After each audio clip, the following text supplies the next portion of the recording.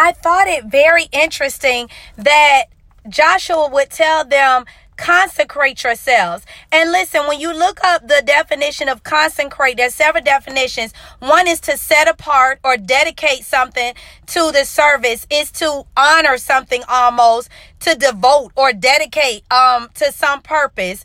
But a lot of times when we hear consecrate, it's like giving yourself to God. I think about it's literally dedicating ourselves, right? And so he said, consecrate yourselves.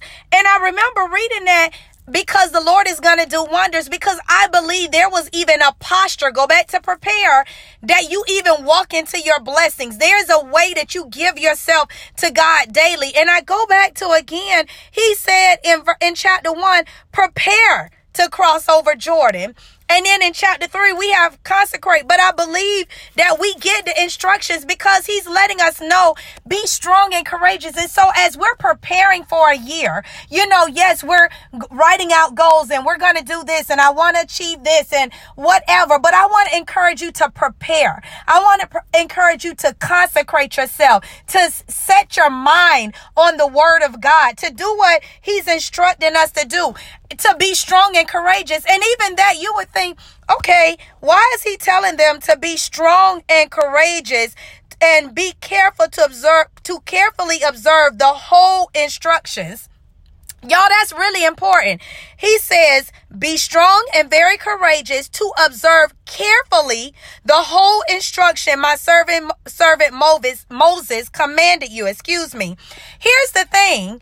I keep going back up to prepare. When you think about preparing for something, you're putting in order. You're making sure you get all the details. I think about in college, I remember I had a course where you had your syllabus, right? They would let you know, here's everything that, you were going to be tested on. But I also remember there would be sometimes a test at the end, and the professor would let us know anything from here above is fair game. So I can test you on all 6 things. You just have to know it. So it wasn't that this test is just on chapter 5. He might have some exams that he say everything from 1 through 5. You could be asked anything. So you had to prepare. You had to constantly and continually stay prepared. You had to review. Okay, what was on chapter 1? Let me review the test from chapter 1. Let me review study guide. You couldn't just look at 5. You had to know 1 through 5 because anything was fair game. Y'all, I believe in here, he's letting us know we have to carefully observe this word so that we can study it and make sure that our lives are lining up, that we are obeying, that he is saying to stay away from, we're staying away from, that we will have pure hearts, that we would be walking in the wisdom of God, that we are literally living lives that are honoring to him. And the only way we can do that, y'all, is to meditate in this word day and night, to keep it before us. But then here's the thing. You say, okay, but what does having to be courageous and strong mean? Because y'all, I believe we're in a time where culture, y'all, we're seeing wars. We're seeing a culture that says, live it up. Do what you want to do. You have our children that they have no respect. We are just in perilous times. And y'all, it takes something to stand.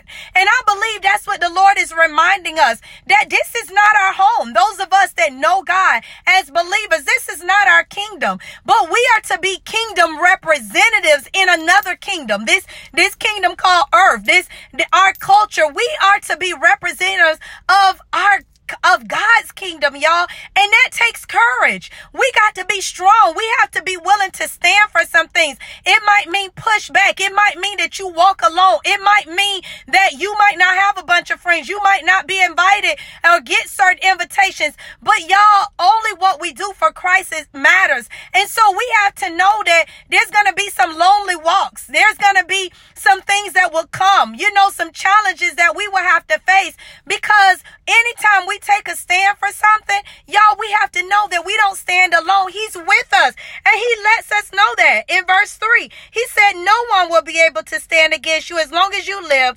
I will be with you just as I was with Moses. I will not leave you or abandon you. So I just want to encourage you today to take a stand, to prepare. Do your work. Yes, get motivated, but get motivated to prepare, y'all. Things are coming. We can say, I'm living my best life. I'm expecting to do this. I'm going to be a size 2. I'm going to eat healthy.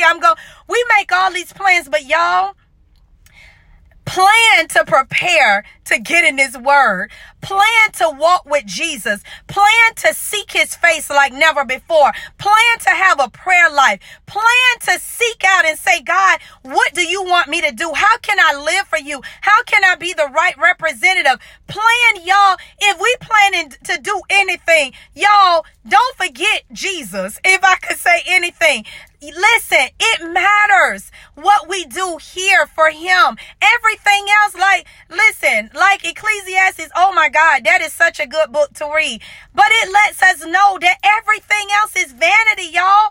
Anything outside of him, you can live it up. You can seek, you can get every degree. You can, know this person or this person who knows this contact and know this contact. You can sit with kings and queens. You can travel the world. You can do all these things. But if you don't have Jesus, y'all, it doesn't matter. It's all vanity, y'all, but only what we do for Christ. So I want to encourage you to prepare, to consecrate your year, to consecrate yourself to God this year. Give him all of you. There's a way. Set yourself apart for the things of God. And then I want to go down a little bit further in verse.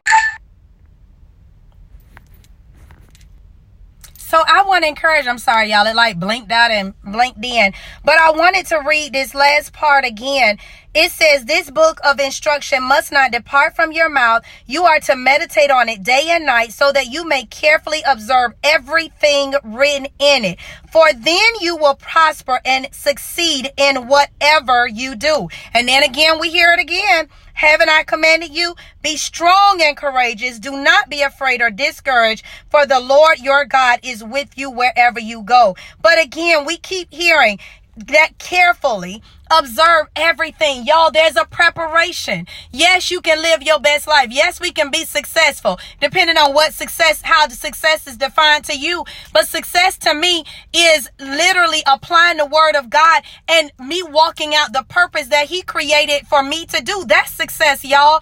But we got to carefully study. Again, going back, prepare, consecrate yourself. So I want to encourage you to prepare in your mind. Y'all, there's going to be we got to set our mind according to the word of God. We can't walk by our feelings, but know this word. Again, motivate yourself to say, God, I want to find out what you say on this subject. I want to study this thing. I want to meditate on it. I want to read it day and night. And then I'm going to set my mind on what this word says so that when my feelings say, or whatever is before my eyes, that's not what's going to move me. But I want to anchor yourself by posturing yourself in the word of God. Hold on to the promises. Listen, he told them to prepare, but then he told them, he said, I'm giving you this. Everywhere your foot tread, it belongs to you. So he told them prepare, but then he told them their promise. So y'all, we know that God is for us, but still walking that thing out. The prepare and the promise, there's an in between. And I believe that's where that studying is. That's where feeding ourselves, listening to the word, worshiping and praising God. To get to the promise, it's a process. And so prepare means you got to do the work, y'all. And so I just want to encourage you today to set your mind. Then I also want to encourage you, the last thing, again, be strong and courageous. Stand for him. Anytime you stand for him, he stands for you. He will not leave you. He will not forsake you. Y'all, just know that you're never alone. But like he said, hold fast to his word. Speak his word. Meditate on it day and night, because therein, y'all, is when we will prosper. Therein is when we will see true success. And I want to leave you with a couple of scriptures. Psalms 37, 4-5. Delight thyself in the Lord, and he shall give thee the desires of thy heart. Commit thy way unto the Lord, and trust also in him, and he shall bring it to pass. And then the steps of a good and righteous man are directed and established. I want to zero in on that. And established by the Lord. And he delights his way, but not just delights in his way, he blesses his path. And then Psalms 37 and 31 says the law. And the law is the instruction, this word.